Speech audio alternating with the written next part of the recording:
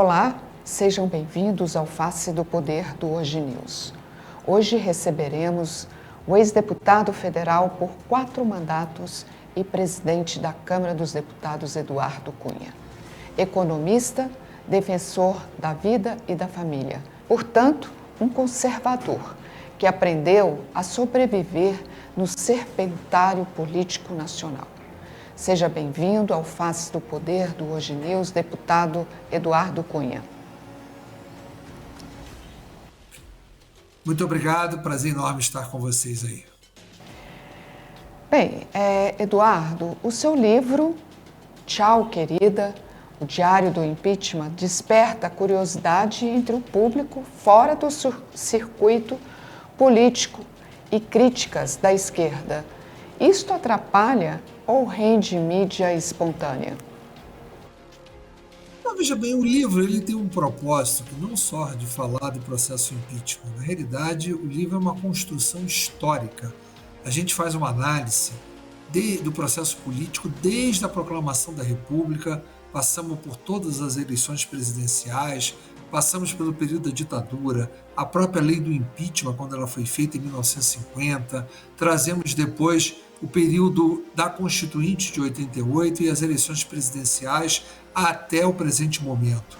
E, na verdade, a gente faz uma análise, inclusive, do impeachment do ex-presidente Collor e fazemos a comparação das situações. Então, ele vem uma construção histórica em que o diário do impeachment, no caso do impeachment da Dilma, é uma sequência do livro que consome uma parte do livro grande. Nesse momento ele passa a ser através de tudo que aconteceu de uma forma diária, mas efetivamente o livro ele tem um conteúdo muito maior do que o próprio processo do impeachment de Dilma Rousseff. Ele trata realmente das causas e consequências históricas do processo político brasileiro. Bom, normalmente os livros autobiográficos eles não retratam muito a realidade dos fatos, mas o senhor parece que contrariou essa regra e trouxe realmente os fatos que ocorreram, principalmente nos bastidores ali das decisões estratégicas e tudo. Por que essa decisão? Veja bem, Wilson, na verdade não é um livro autobiográfico, né? Como eu falei antes, é uma construção histórica. Claro que tem traços da minha atuação no decorrer do tempo e muitas vezes isso confunde com uma biografia, mas não é o intuito de fazer uma biografia minha. Isso a gente tem que fazer de um outro momento, de uma outra forma. Então, como eu busquei tentar inserir os detalhes que eu protagonizei junto com os outros detalhes que foram de conhecimento público, eu condensei tudo isso e apresentei de uma forma ordenada para que a sociedade possa conhecer tudo o que aconteceu de articulação, tudo o que aconteceu dos fatos que levaram ao processo de impeachment e os antecedentes também. Então eu busquei um pouco mais do que fazer uma autobiografia, né? E a reverberação do que está escrito ali, ele se dá muito mais porque há detalhes ali que eram desconhecidos e as pessoas se assustam um pouco por ver os detalhes do que ocorreu. Então é importante que conheça esses detalhes. Como eu disse, eu estou tentando dar uma contribuição para a história, porque é um livro para ser na frente, daqui a muitos anos, ser estudado em faculdade. Não é um livro somente para que a gente possa dar o conhecimento para quem viveu esse processo. Mudando de assunto, vamos falar de política. A candidatura do ex-juiz Sérgio Moro terá condições de quebrar a polarização Jair Bolsonaro e Lula?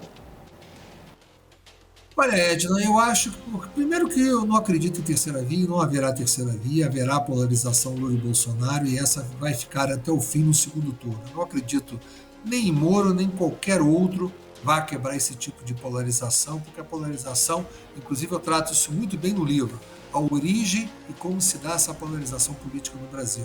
Quem ler o livro vai ter oportunidade de entender por que eu estou falando isso.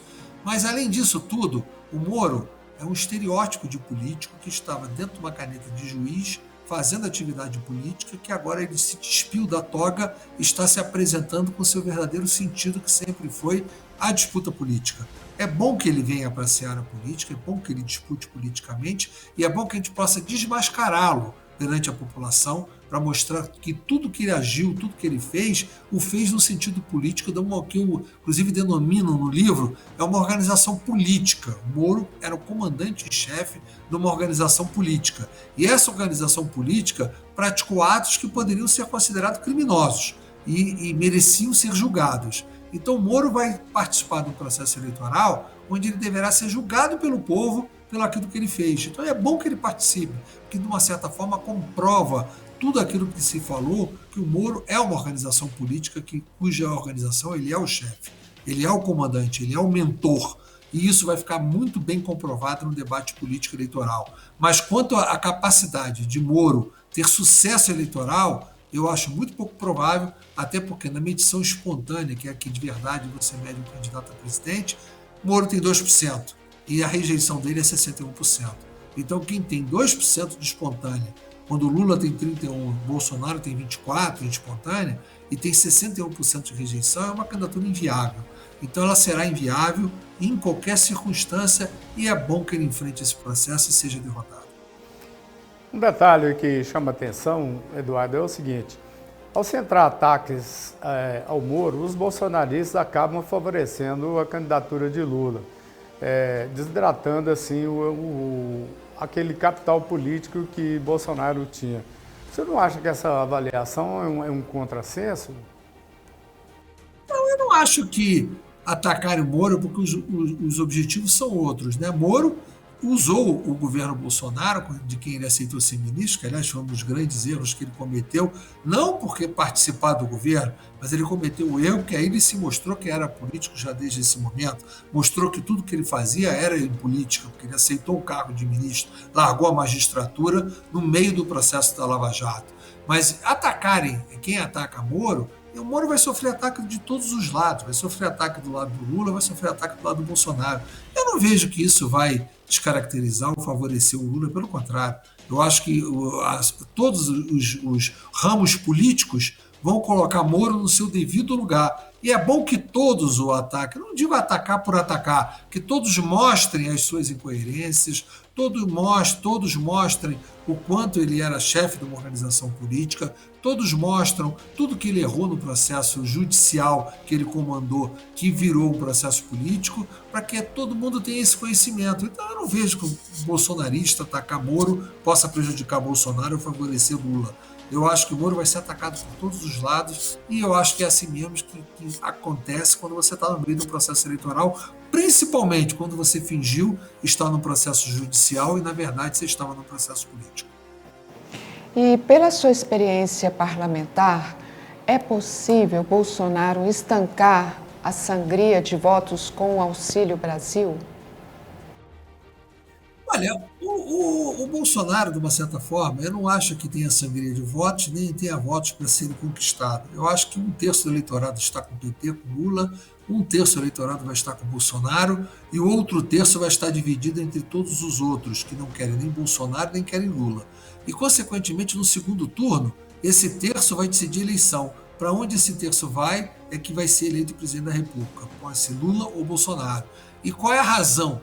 É para saber se o antipetismo vai ser maior que o anti-Bolsonaro ou se o anti-Bolsonaro vai ser maior que o antipetismo. Isso é que vai decidir a eleição. Então eu não vejo como o Auxílio Brasil possa interferir ou mudar o resultado do processo e nem acho que tenha sangria. Simplesmente o Bolsonaro está no tamanho dele, é assim como o Lula vai voltar para esse tamanho, que é um terço do eleitorado. Mas, aliás, a espontânea já mostra isso, quando a espontânea é 31% a 24%. A estimulada, que quando você apresenta uma lista de candidatos, é que a pessoa olhe os nomes dos candidatos, mas isso não é uma realidade que acontece quando você chega na urna. Quando você chega na urna, você chega com o seu candidato na cabeça e você vota no seu candidato. E se fosse hoje a eleição, 31% é o tamanho do Lula, 24% é o tamanho do Bolsonaro. Então, por isso que eu digo que é um terço eleitorado para cada um dos dois e outro terço dividido entre o resto. O senhor sinaliza o recomeço político. O que o senhor não faria caso volte ao poder novamente? Olha, eu só costumo dizer o seguinte, a pergunta que devem me fazer, e eu sempre acabo fazendo por quem me pergunta, o que não pergunta é, se você soubesse que você iria sofrer tudo que sofreu tendo feito um processo de impeachment, você faria de novo? Sem dúvida nenhuma eu faria. Não mudaria uma vírgula a minha decisão e tudo que eu fiz. Então isso mostra qual é a minha disposição de luta, ou seja, evidentemente eu cometi erros, como todos nós cometemos, certamente alguns fatos, alguns atos eu talvez não repetisse, mas a da abertura do processo de impeachment certamente eu repetiria. Bem, chegamos ao final da nossa entrevista, hoje com este protagonista do direito que ama seu trabalho e gente. Obrigada. Eu que agradeço a possibilidade e a participação. Muito obrigado a vocês. Muito obrigado, Eduardo Cunha, pela sua disposição em nos atender e sucesso aí nos seus desafios, na sua empreitada. Obrigado. Obrigada, Wilson, por estar junto comigo em mais um programa. Obrigado, Edna. E obrigada a você pela companhia. Até mais.